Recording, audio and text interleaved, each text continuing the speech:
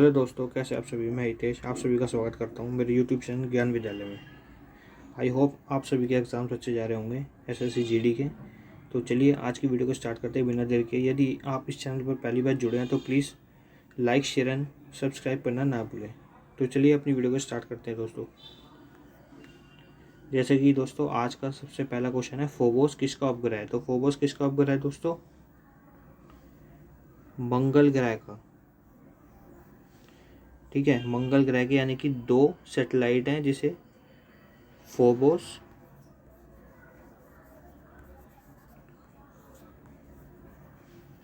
और एक डीमोस, यानी कि वो आपसे क्वेश्चन पूछ सकता है which planet has a 2 satellite. तो कोस किसकी है? मंगल ग्रह की, फोबोस और डीमोस।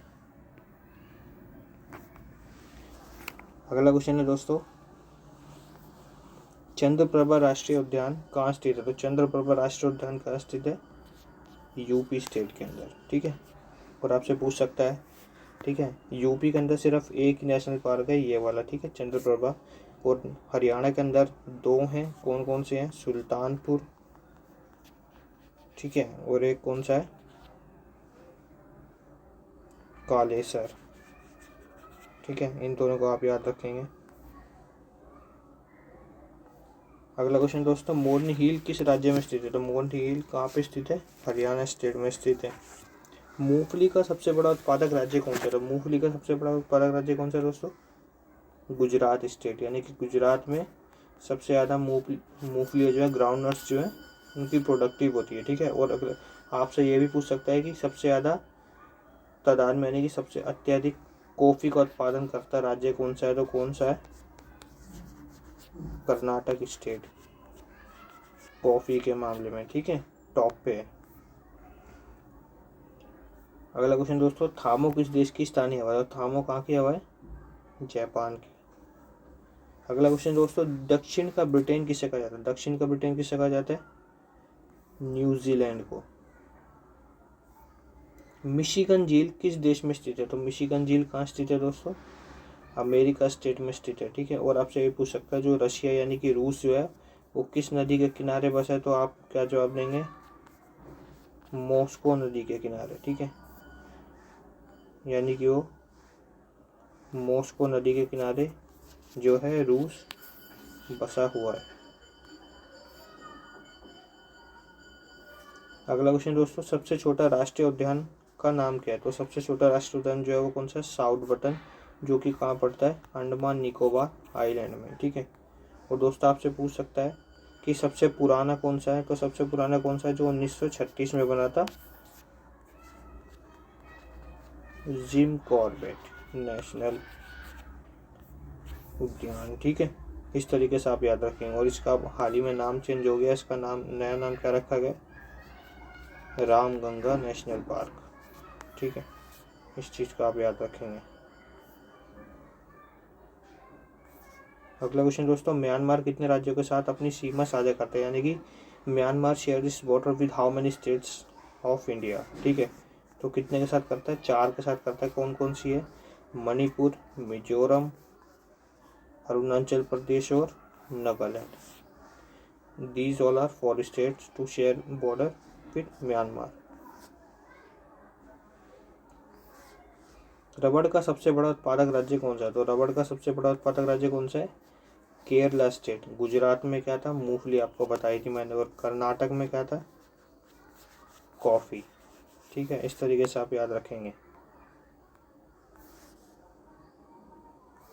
अगला क्वेश्चन दोस्तों, भारत में राष्ट्रीय आय की गणना किसके द्वारा की जाती है। तो भारत में राष्ट्रीय आय की गणना केंद्रीय सांख्यिकी कार्यालय, यानी कि सेंट्रल स्टैटिस्टिकल ऑफिस के द्वारा की जाती है। अगला क्वेश्चन दोस्तों, भारत में राष्ट्रीय आय का अनुमान सर्वप्रथम किसने लगाया था, यानी किया था? दादा भाई नौरोजी। ठीक है, अगला क्वेश्चन दोस्तों, 2023 एशियाई गेम्स में किसे पहला स्थान मिला। यानी कि पैरा गेम, जो पैरा एथलीट होते हैं, यानी, ठीक है, पैरा ओलंपिक्स होते हैं, इस तरीके से पैरा ही गेम्स होते हैं जिसमें हैंडीकैप पर्सन्स खेलते हैं। ठीक है, तो किसे मिला? चाइना को। खेलो इंडिया यूनिवर्सिटी गेम्स यानी कि खेलो इंडिया यूनिवर्सिटी गेम्स का कौन सा संस्करण इस साल गेम्स 2023 का आयोजन किया गया था? 2023 में कौन सा संस्करण था दोस्तों? तीसरा। ठीक है, अब इसके अंदर बहुत सारे क्वेश्चन बनते हैं आपसे खेलो इंडिया यूनिवर्सिटी गेम्स से। तो कौन कौन से बनते हैं? खेलो इंडिया यूनिवर्सिटी गेम 2023 का आपसे शुभंकर यानी कि मास्कोट पूछ सकता है, तो उसका नाम क्या था? जीतू। ठीक है, इस तरीके से आप याद रखेंगे। और इसकी होस्टिंग किसने करवाई थी? उत्तर प्रदेश स्टेट ने करवाई थी। ठीक है, इस तरीके से आप याद रखेंगे। और अब जैसे कि आप सभी जानते हैं 2024 के भी हो चुके हैं रिसेंटली, तो ये अपडेट न्यू रहा है, हो सकता है 2024 का पूछ ले। तो कहाँ पर हुए ये भी पूछ सकता है आपसे। ठीक है, असम स्टेट के अंदर होस्टिंग हुई है, यानी कि असम राज्य ने इसकी मेज़बानी करी है। ठीक है, और ये कौन सा एडिशन है? 4th एडिशन है। ठीक है, और ये ख़त्म भी हो चुका है 29 फरवरी को। ठीक है, तो इसमें टॉप पे कौन सी यूनिवर्सिटी रही है? तो चंडीगढ़ यूनिवर्सिटी। ठीक है, इस तरीके से आप याद रखेंगे। और इसका शुभंकर पूछ ले 2024 का, तो क्या है इसका? अष्टलक्ष्मी। ठीक है दोस्तों, 2023 का जीतू है और 2024 का अष्टलक्ष्मी। तो चलिए आगे बढ़ते हैं। 2023 में विश्व शांति पुरस्कार किसने जीता है? तो नरगिस मोहम्मद हसन जई ने जीता है। D will be the right answer. 69वें सर्वश्रेष्ठ अभिनेता का पुरस्कार किसने जीता है राष्ट्रीय फिल्म फेयर अवार्ड्स में? तो अल्लू अर्जुन ने जीता है, जो कि क्या है, एक साउथ के बहुत ही बेहतरीन हीरो हैं। निम्नलिखित में से किस स्थान पर चौथा राष्ट्रीय युवा संसद महोत्सव आयोजित किया गया? तो न्यू दिल्ली में किया गया। और ये जो हम युवा संसद महोत्सव बनाते हैं, यानी कि युवा महोत्सव जो बनाया जाता है, अंतर्राष्ट्रीय युवा महोत्सव भी बोलते हैं उसे। ठीक है, तो ये कब बनाया जाता है? 12 जनवरी को बनाया जाता है। और किसकी याद में बनाया जाता है दोस्तों? ये भी क्वेश्चन आपसे पूछ सकता है। तो 12 जनवरी को स्वामी विवेकानंद जी का जन्म हुआ था। ठीक है, स्वामी विवेकानंद। इस तरीके से आप याद रखें।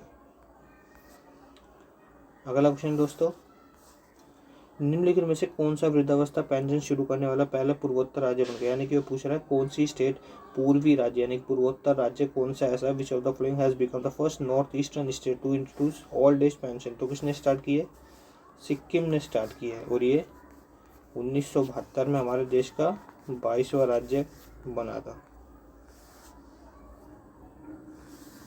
अगला क्वेश्चन है दोस्तों, 1909 का अधिनियम किससे जुड़ा? तो 1909 का अधिनियम किससे जुड़ा था? पृथक निर्वाचन मंडल। भारतीय संविधान सभा की स्थापना किसके द्वारा की गई थी? तो कैबिनेट मिशन। और कैबिनेट मिशन कब आया था? 1946 में, जिसके आपसे हेड का नाम पूछ सकता है, सर क्लीमेंट एटली। ठीक है दोस्तों, थोड़ा स्पेस की कमी है तो आप ध्यान से पढ़ लीजिएगा, वॉइस से आपको क्लियर हो जाएगा। ठीक है, सर क्लीमेंट एटली। और इसमें 3 मेंबर्स से। ठीक है, कौन कौन से तो मैं आपको बताता हूँ। सबसे पहले मैंने आपको बता दिया सर क्लीमेंट एटली। ठीक है, पैथिक लॉरेंस और सर स्टैफर्ड क्रिप्स। ठीक है, 3 मेंबर्स थे इस जो कमेटी बनी थी ये। अगला क्वेश्चन है दोस्तों, निम्नलिखित में से कौन सा राजनीतिक अधिकार, यानी कि पूछ रहे which one of the following is a political right? तो कौन सा पॉलिटिकल राइट है इसमें से? चुनाव लड़ने का अधिकार जो है पॉलिटिकल राइट है। और बाकी जो तीनों हैं वो कौन से हैं? फंडामेंटल राइट्स हैं, जो कि आर्टिकल 12 से लेकर कहाँ तक है? 35 तक। और अडॉप्टेड कहाँ से किया हमने? यूएसए के संविधान से। अगला क्वेश्चन दोस्तों, निम्नलिखित में से किसे भारतीय सरकार के प्रतीक में मौर्य वंश से अपनाना जाए? तो यानी कि मौर्य वंश से क्या अडॉप्ट किया गया था? यहाँ थोड़ी मिस प्रिंटिंग है दोस्तों। 4 लायंस यानी कि 4 शेर का जो चिन्ह था वो हमने अडॉप्ट किया था। कहाँ से? मौर्य वंश से अपनाया था। अगला क्वेश्चन है दोस्तों, संविधान में 42वें संविधान अधिनियम 1976 द्वारा मौलिक कर्तव्यों को निम्नलिखित की सिफारिश के अनुसार जोड़ा गया। तो किसकी सिफारिश के अनुसार जोड़ा गया था? ऑप्शन नंबर बी, सरदार स्वर्ण सिंह समिति। के तहत 42वां कॉन्स्टिट्यूशनल अमेंडमेंट 1976 में जोड़ा गया था। अगला क्वेश्चन दोस्तों, भीमबेटका किस लिए प्रसिद्ध है? तो भीमबेटका किस लिए प्रसिद्ध है? Basically rock painting of caves, ठीक है, चट्टानों पे जो और गुफाओं में जो पेंटिंग चित्रावली बोल सकते हैं आप, चित्रण बोल सकते हैं, ठीक है, वो। और ये भीमबेटका कहाँ पड़ता है? मध्य प्रदेश के अंदर, ठीक है दोस्तों। अगला क्वेश्चन है दोस्तों, भारतीय पुरातत्व के पिता के रूप में किसे जाना जाता है? तो किसे जाना जाता है? Option number A Alexander Cunningham, ठीक है, यानी कि भारतीय पुरातत्व शैली के जनक के रूप में अलेक्जेंडर कनिंघम को जाना जाता है। अगला क्वेश्चन दोस्तों, राष्ट्रीय मानव संग्रहालय कहाँ स्थित है? तो चेन्नई में स्थित है। किस महिला को भारतीय स्वतंत्रता आंदोलन की माता कहा जाता है? तो किसे कहा जाता है? मैडम भिकाजी कामा। हिंदू कैलेंडर का अंतिम महीना क्या है? तो हिंदू कैलेंडर का अंतिम महीना कौन सा है दोस्तों? फागुन। पहली महिला केंद्रीय मंत्री कौन थी? तो पहली महिला केंद्रीय मंत्री कौन थी दोस्तों? राजकुमारी अमृता कौर। और इंदिरा गांधी कौन थी? हमारे देश की प्रथम महिला प्रधानमंत्री, ठीक है दोस्तों, ये भी याद रखेंगे आप। और विजय लक्ष्मी पंडित कौन थी? 1953 में नामांकित संयुक्त राष्ट्र सभा की अध्यक्ष भारत की ओर से, ठीक है, तो ये भी आप याद रखेंगे, यूनाइटेड नेशंस की। अगला क्वेश्चन दोस्तों, जनसंख्या रजिस्टर बनाने वाला भारत का पहला राज्य कौन सा था? तो कौन सा था? आसाम स्टेट। मीनाक्षी मंदिर किस राज्य में स्थित है? तो मीनाक्षी मंदिर कहाँ स्थित है दोस्तों? तमिलनाडु में स्थित है।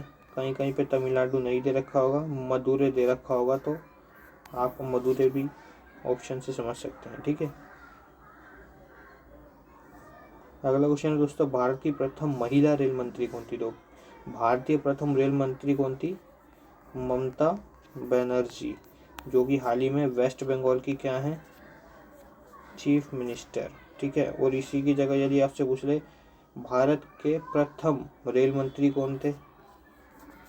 तो जॉन मथाई, ठीक है दोस्तों, इस तरीके से आप याद रखेंगे। अगला क्वेश्चन दोस्तों, खाद्य और कृषि संगठन का मुख्यालय कहाँ है? यानी कि फूड एंड एग्रीकल्चरल ऑर्गेनाइजेशन का मुख्यालय कहाँ पे है? तो रोम में है। कहाँ पे? इटली।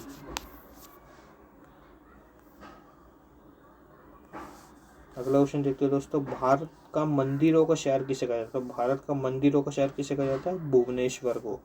एशिया का अंडा यानी कि एशिया के अंडे का कटोरा किसे कहा जाता है? तो आंध्र प्रदेश को। इसी तरीके से आपसे पूछ सकता है धान का कटोरा किसे कहा जाता है, ठीक है। चावल का कटोरा किसे कहा जाता है? तो इन दोनों का भी किसे कहा जाता है? आंध्र प्रदेश को। भूगोल का जनक किसे कहा जाता है? तो भूगोल का जनक किसे कहा जाता है? हिकैटियस, ठीक है दोस्तों। अगला क्वेश्चन दोस्तों, निम्नलिखित में से कौन सा मुगल सम्राट था जिसने सुलह कुल की नीति अपनाई थी? तो किसने अपनाई थी दोस्तों? अकबर ने अपनाई थी, ठीक है। तो इसको भी आप याद रखेंगे। अकबर ने एक क्वेश्चन और पूछता है अकबर से कि अकबर ने अपने अंतिम दिन में जो जैन धर्म के रूप में एक प्रथा अपनाई थी जिसमें उसने खाना पीना सब कुछ छोड़ दिया था, उस प्रथा का नाम क्या है? तो ये भी आपसे पूछ लेता है, तो उसको भी आप याद रखेंगे। संलेखना बोला जाता है उस चीज़ को, ठीक है। यानी कि उसमें हर चीज़ का भूख प्यास का सबका त्याग कर दिया जाता है जैन धर्म के अंतर्गत, तो उस चीज़ को क्या बोलते हैं? संलेखना, ठीक है दोस्तों, याद रखेंगे आप। और अकबर का सबसे आखिरी जो युद्ध था वो कौन सा था? 1699 में असीरगढ़ का युद्ध, ठीक है दोस्तों। अब आप देख सकते हैं एक ही क्वेश्चन से कितने सारे फैक्ट्स क्लियर हो जाते हैं। अशोक के शिलालेखों में प्रयुक्त है, यानी कि कौन कौन सी भाषाएं? ब्राह्मी लिपि है, खरोष्टी है, अरमाइक है, तो कौन सी है? ऑल ऑफ दी अबव, यानी कि चारों भाषाओं का उल्लेख है। और यदि पूछ ले आपसे सर्वोत्तम यानी कि सबसे ज़्यादा कौन सी है? तो ब्राह्मी लिपि, विश्व विज्ञान दिवस कब मनाया जाता है? तो विश्व विज्ञान दिवस कब मनाया जाता है? 10 नवंबर को मनाया जाता है। अगला क्वेश्चन दोस्तों, कन्नौज का युद्ध वर्ष, यानी कन्नौज का युद्ध जो है जिसे बिलग्राम का युद्ध भी बोलते हैं, बिलग्राम, ठीक है, तो किस वर्ष लड़ा गया था? 1540 में। और किस किस के बीच हुआ था? हुमायूं व शेरशाह सूरी के बीच हुआ था। ठीक है दोस्तों, याद रखेंगे आप। अगला क्वेश्चन दोस्तों, पेले जिनका हाल ही में निधन हो गया किस देश के फुटबॉलर थे? तो पेले जिनका हाल ही में निधन हो गया वो ब्राज़ील के थे और उनका कितने साल की उम्र में निधन हुआ है? 82 ईयर्स ओल्ड। अगला क्वेश्चन दोस्तों, मारम नागा जनजाति कहाँ पाई जाती है? तो मारम नागा जनजाति कहाँ पाई जाती है? नागालैंड। दोस्तों इस चीज़ को आप ऐसे भी पढ़ सकते हैं, वो पूछ लेगा नागा पहाड़ियाँ कहाँ पाई जाती है। तो नागा का मतलब आप जानते हैं नागा कहाँ पे पड़ता है? नागा यानी नागा स्टेट, नागालैंड। ठीक है, इस तरीके से आपसे पूछ लेगा दूसरा क्वेश्चन, जैसे कि उसने पूछा आपसे लेपचा, ठीक है, भूटिया जनजाति कहाँ पाई जाती है? तो ये कहाँ पाई जाती है दोस्तों? सिक्किम स्टेट में पाई जाती हैं। ठीक है, इस तरीके से आपसे पूछ लेगा। दूसरा एक और कि गारो जनजाति, ठीक है, और खासी जनजाति या गारो पहाड़ियाँ और खासी पहाड़ियाँ कहाँ पाई जाती हैं? तो वो कहाँ पाई जाती है? मेघालय स्टेट में पाई जाती हैं। ठीक है दोस्तों, इस तरीके से आप याद रखेंगे। इसी के साथ आगे बढ़ते हैं दोस्तों। अगला क्वेश्चन, इसी के साथ हमारी वीडियो खत्म होती है दोस्तों। यदि आपको वीडियो अच्छी लगे तो please like share and subscribe करना ना भूलें।